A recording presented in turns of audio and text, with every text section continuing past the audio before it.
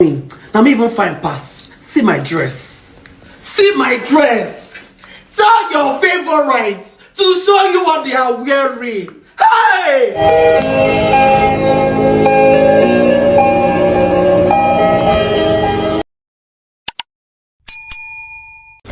Hello guys, welcome back to my channel. So this is a sewing video of our last video. As you can see, I have cut out the lining piece for the material. So I'm joining the center front and the side front together. I'm going to be pinning it. After pinning it, I will then sew along.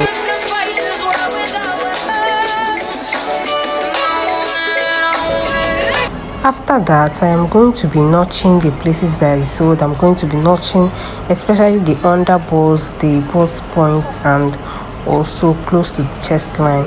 You can see how it looks. So the notching is for it to make it lay very flat. I'm also sewing the other side of the dress, other side of the bust part, and I am going to be notching it just like I did with the other side. You can see how it looks. I didn't even pad it and it's looking this nice.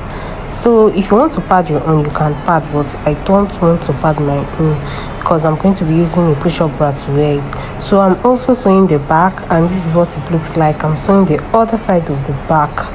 Then I'll go ahead to press my bust area. I pressed it to make it very flat so that it will come out nice. So everything I'm going to be doing for the main fabric, I'll be doing it to the lining. So here we are going to be doing an inseam finishing. So I'm going to be sewing my main fabrics together. After sewing my main fabrics together, I will sew my lining and join everything together. So this is my lining. I have joined it just like I joined the front. So now I am going to be applying my measurement. So I put my bust hem under my bust area so that it will be able to give my bust shape. So now I'm marking out my measurements. I've marked out my bust measurement, marked out my waist measurement, and I have sewn my main fabric and my lining. So here I'm going to be placing the two of them front side facing front and then pin it. After that, the next thing we are going to be doing is to be marking out where our strap is going to be. So we are going to be using our straps to strap measurements. What I mean by strap to strap measurements is from your one bra end to the other, where your bra strap stays. That is the measurement you're going to be using. So mine is 5. I have marked out the 5. Then I'm going to take my strap and place it on that 5 inches. Right side facing right side. Just look at what I'm doing. Be very pay close attention. Then I'll put it inside and use the lining and place on top of it. Remember, we are doing an inseam finishing. So from the back as well, I will bring out my 2 inches for my zip allowance and then go in by 5 inches again and mark it and place, and I'm going to be placing my strap on that 5 inches. Then I will pin it and use my lining to cover it. So I'm going to be sewing on top of the lining so that after sewing, everything is going to be inside. Just pay close attention and you will see what I'm doing.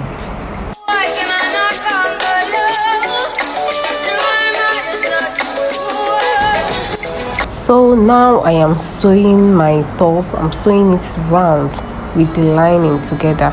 I'm sewing everything round, and then I'm going to be leaving a space at the one side of the zipper area so that I'll be able to turn everything from there.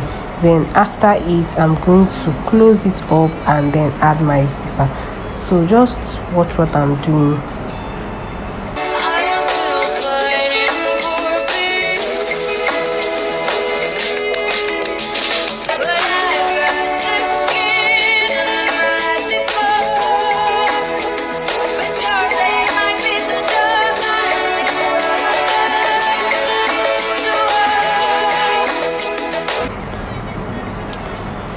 So I am done sewing. The next thing I'm doing now is I'm notching the curved part, especially that armhole area. You can see how I'm notching it so that when I pull it out, everything will relax very well. So I have pulled this out and then I'm going to be, trying to bring out the folded parts.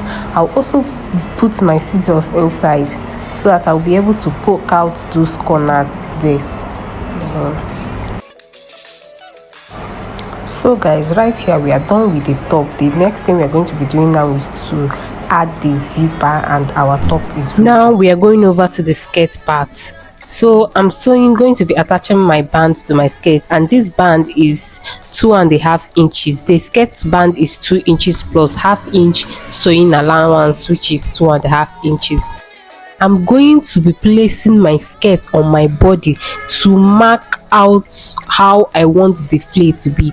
I have tried just applying the measurement, but it didn't seem to come out nice, so I'm placing it on my body to get a perfect shape. So now, after placing it on my body, I will still apply a few measurements to make sure that it lays very well. From my center back, I'll be removing 2 inches, which is my zipper allowance. Then I'll mark 8 inches inside from that 2 inches, which is going to be where my flare is going to run through. Then I'm going to connect it from where my flare started, where I want my flare to start, down to that 8 inches and run it down.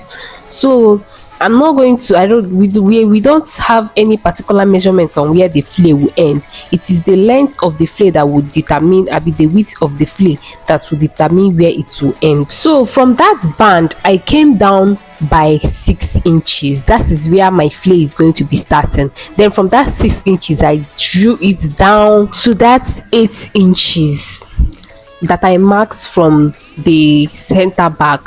So now I've turned over to the front. I flipped my skirt over to the front.